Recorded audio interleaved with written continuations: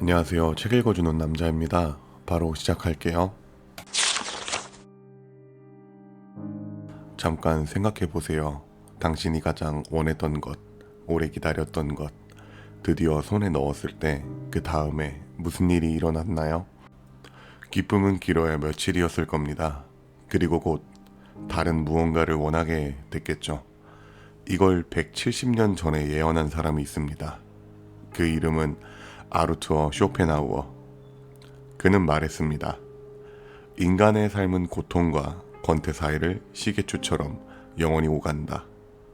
원하는 게 없으면 권태, 원하는 걸 못 얻으면 고통, 원하는 걸 얻으면 잠깐의 만족, 그리고 다시 권태. 이 시계추는 죽는 날까지 멈추지 않는다고요. 그런데 이상하지 않나요? 행복을 향해 달려온 우리 문명이 왜 이렇게 불안하고 지쳐 있을까요? 오늘 우리는 가장 비관적인 철학자를 만납니다. 하지만 그 비관 속에 오히려 해방이 있습니다.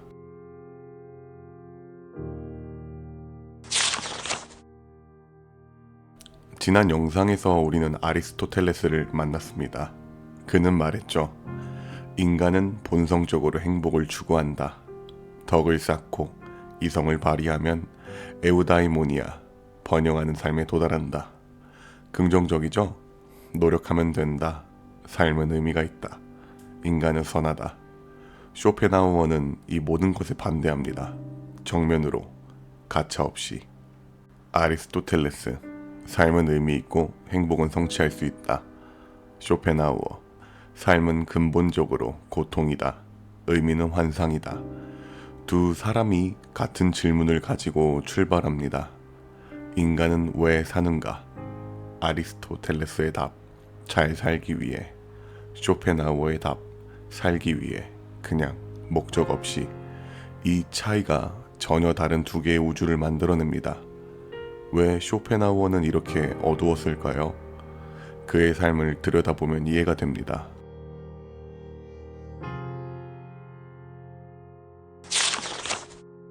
(1788년) 단치히 아르투어 쇼펜하우어가 태어납니다. 아버지 하인리히는 성공한 상인이었습니다. 부유했고 엄격했고 쇼펜하우어에게 상인이 되길 원했습니다. 하지만 아르투어는 책을 좋아했습니다.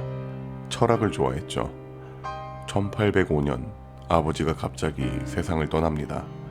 창고 2층에서 떨어져서 사고인지 자살인지 아무도 확실하게 모릅니다. 쇼펜하우어는 아버지를 극도로 존경했습니다. 그 죽음이 그에게 무엇을 남겼을지. 여기서 두 번째 상처가 옵니다. 어머니 요한나는 달랐습니다. 남편이 죽자마자 바이마르로 이사합니다. 그리고 살롱을 엽니다. 문학살롱. 거기서 괴테를 만납니다. 실러를 만납니다. 어머니는 작가가 되고 유명해지죠. 아들은 눈엣가시입니다.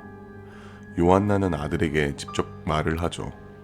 너는 나에게 전혀 기쁨이 되지 않는다. 결국 어머니가 아들을 집에서 쫓아내요. 이후 두 사람은 평생 만나지 않았습니다. 어머니가 아들에게 말했습니다. 너는 나에게 전혀 기쁨이 되지 않는다. 이 말이 세계에서 가장 비관적인 철학을 낳았습니다. 하지만 아이러니가 있습니다. 그 어머니 덕분에 쇼펜하우어는 괴테를 만납니다. 괴테는 어린 쇼펜하우어의 천재성을 알아보죠.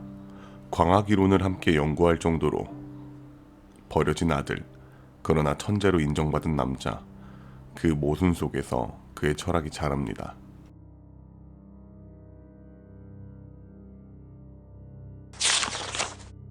(1820년) 베를린 대학. 쇼펜하우어는 대담한 도전을 합니다. 당시 독일 철학계의 황제는 헤겔이었습니다.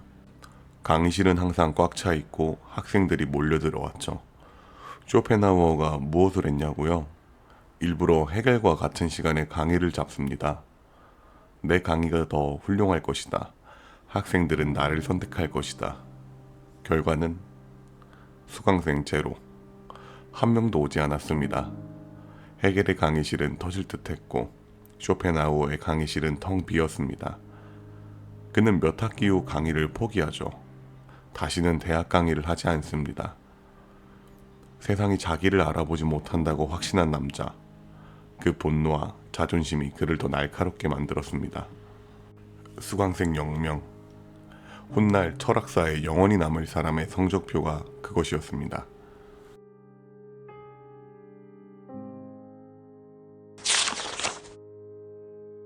(1818년) 쇼펜하우어는 자신의 주저를 출판합니다. 제목 의지와 표상으로서의 세계. 이 책에서 그는 하나의 폭탄을 투하합니다. 인간을 움직이는 것은 이성이 아니다. 이성은 껍데기다. 진짜 주인은 따로 있다. 그 주인을 쇼펜하우어는 의지라고 부릅니다. 맹목적인 욕동. 목적도 없고 이유도 없고 멈추지도 않는, 그냥 살고 싶다, 번식하고 싶다, 원하고 싶다. 그 충동 자체. 이성은 무엇을 하냐고요? 이성은 의지가 원하는 것을 합리화합니다. 변명을 만들어내고 그럴듯한 이유를 만들어내죠. 예시를 좀 들어볼까요? 당신이 누군가를 좋아합니다. 왜 좋아하냐고요? 그 사람이 성실하고 유머 있고 가치관이 맞아서요. 쇼펜하우어가 웃습니다. 아니요. 당신 의지가 먼저 그 사람을 원했고 이성이 나중에 이유를 갖다 붙인 겁니다. 70년 후 지크문트 프로이트가 무의식 이론을 발표합니다. 프로이트는 인정했습니다. 쇼펜하우어가 먼저 알고 있었다. 의지는 무의식의 충동, 이성은 자아의 합리화. 이 철학이 무서운 이유가 있습니다. 우리가 자유의지로 선택한다고 믿는 것들이 사실은 맹목적 충동의 산물이라는 거니까요. 그리고 그 충동은 절대 채워지지 않습니다. 왜냐고요?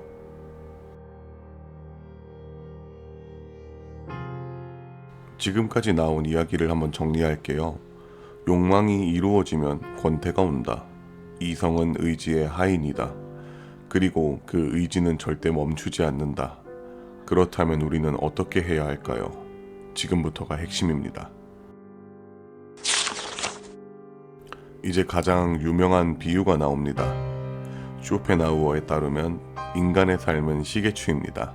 한쪽 끝은 고통, 다른 쪽 끝은 권태. 욕망이 있을 때는 고통, 욕망이 없을 때는 권태. 욕망이 채워지는 순간 찰나의 만족, 그리고 곧 다시 권태. 구체적으로 생각해 봅시다. 취업을 예로 들어볼까요? 취업 준비 중엔 고통이고 취업 성공 순간에는 기쁨이고 입사하고 3개월 지나면 권태가 오고 직장에 지쳤을 때는 고통이 오고 이직 준비 중엔 다시 고통이 옵니다. 연애를 예로 들어볼까요? 짝사랑 중에는 고통이 오고 사귀는 순간에는 행복이 오고 익숙해지면 권태가 오고 갈등이 생기면 고통이 오고 헤어지면 또 고통이 오죠. 그리고 다시 새 사람을 원합니다. SNS를 한번 볼까요? 현대의 우리 시계추를 보겠습니다.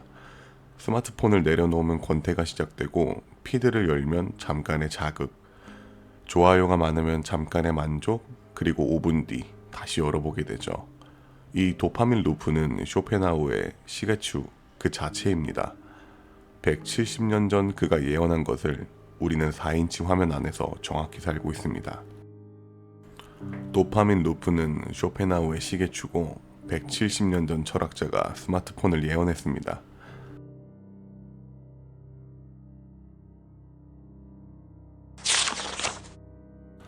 좋습니다. 쇼펜하우어도 탈출구가 없다고만 하지 않았습니다. 그는 3가지를 말하죠. 첫 번째, 예술, 특히 음악. 음악을 들을 때 우리는 잠시 의지를 잊습니다. 욕망이 멈추고 시계추가 잠시 멈춥니다. 쇼펜하우어는 음악이 모든 예술 중 최고라고 했습니다. 왜냐하면 음악은 의지 자체를 소리로 표현하기 때문이죠. 베토벤의 교향곡을 들을 때 우리가 무언가를 느끼는 이유, 그건 음악이 우리 내면의 맹목적 의지와 직접 공명하기 때문입니다. 두 번째는 동정. 자기 자신의 욕망에서 벗어나 타인의 고통을 느끼는 것. 쇼펜하우어는 이것이 도덕의 유일한 기초라고 했습니다. 계산 때문이 아니라 이익 때문이 아니라 그냥 타인의 아픔이 내 아픔처럼 느껴지는 것. 그 순간 자아의 경계가 녹습니다. 시계추가 잠시 멈춥니다. 세 번째는 금욕, 가장 급진적인 방법입니다. 의지 자체를 끊어버리는 것, 욕망을 포기하는 것. 쇼펜하우어는 불교와 힌두교 사상에서 이걸 발견합니다. 열반과 해탈, 의지의 소멸. 그러나 여기서 큰 문제가 생깁니다.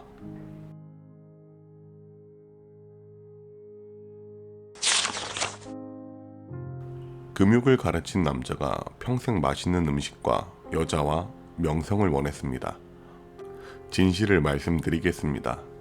쇼펜하우어는 욕망을 끊으라고 했지만 자신은 프랑크푸르트의 제일 좋은 레스토랑에서 점심을 먹었습니다. 그것도 매일. 여성 폭력도 있었죠. 질투도 했습니다. 명성에 집착했습니다. 해결을 증오했습니다. 한 여성이 너무 시끄럽게 이야기한다고 계단에서 밀어 부상을 입힌 사건도 있습니다. 법원에서 배상 판결을 받고 그 여성이 죽을 때까지 20년간 돈을 냈습니다. 그리고 가장 유명한 반전. 그의 가장 친한 친구는 푸들이었습니다. 이름은 아트마. 산스크리트어로 세계의 영혼이라는 뜻. 인간에게 배신당한 남자가 개에게서 위안을 얻었습니다. 그리고 60살이 됩니다. 평생 무시받던 그가 드디어 유명해집니다. 1851년 소품과 부록이 대히트합니다. 독자들이 몰려오고 기자들이 찾아오죠. 쇼펜하우어는 행복했을까요? 당연히 행복했습니다. 엄청나게. 금욕을 가르친 사람이 명성에 기뻐했습니다. 그는 이 모순을 어떻게 봤을까요? 아마도 웃었을 것 같습니다. 그래, 나도 의지의 하인이야.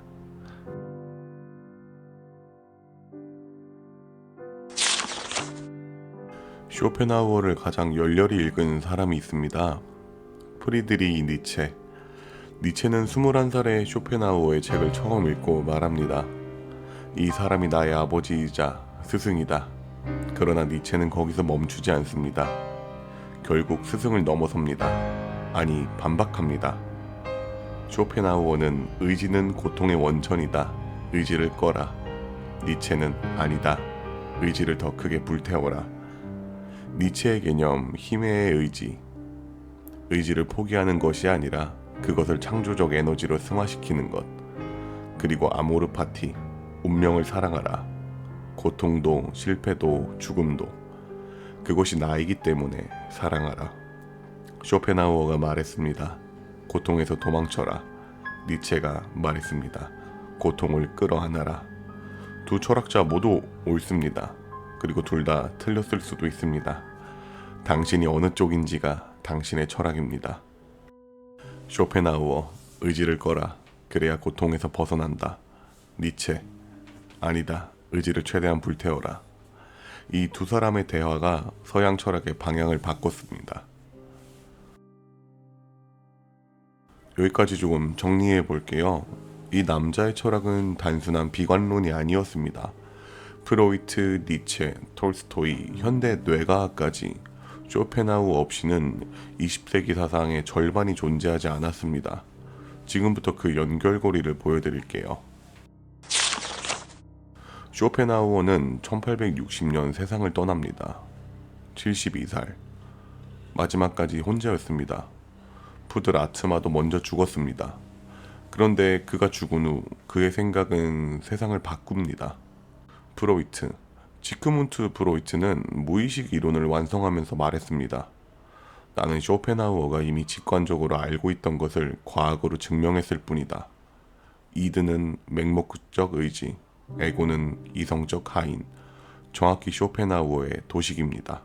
톨스토이, 레프 톨스토이는 안나 카레니나 지필 중에 쇼펜하우어 전집을 옆에 두고 읽었습니다.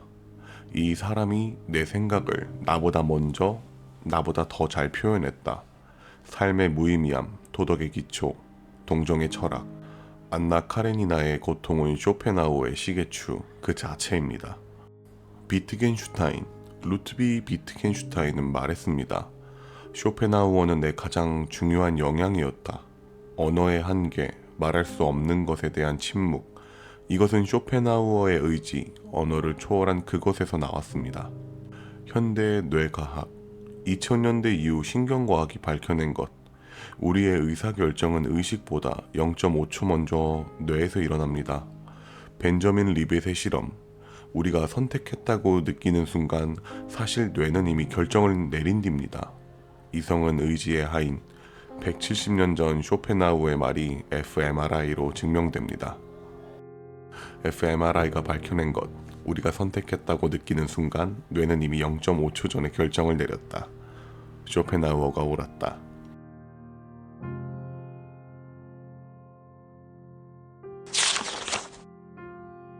자, 돌아봅시다. 아리스토텔레스는 말했습니다. 삶은 의미 있다. 덕을 쌓으면 번영할 수 있다. 쇼펜하우어는 말했습니다. 삶은 고통이다. 의지는 영원히 채워지지 않는다. 누가 맞을까요? 아마도 둘 다입니다. 어떤 날 우리는 아리스토텔레스처럼 삽니다. 목표를 향해 의미를 찾아 성장하며, 어떤 날은 우리는 쇼펜하우어의 시계추 안에 있습니다.